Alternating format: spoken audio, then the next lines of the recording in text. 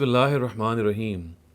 As individuals, we all have qualities and we all have bad habits and wrong attitudes.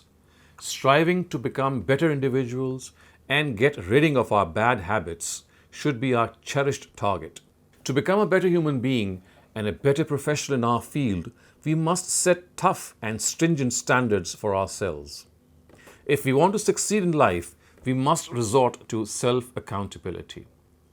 We must make a list of our bad habits and attitudes and undertake a strong resolve to eradicate or at least reduce their intensity.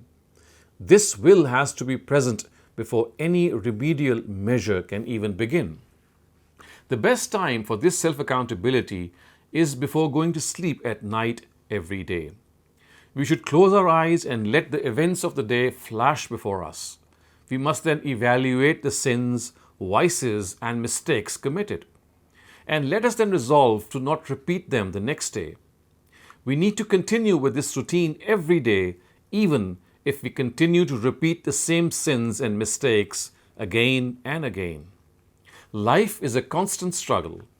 We must never give up in the wake of repeated failures. It is the effort that counts before God. So before God holds us accountable in the hereafter, let us hold ourselves accountable before our own selves.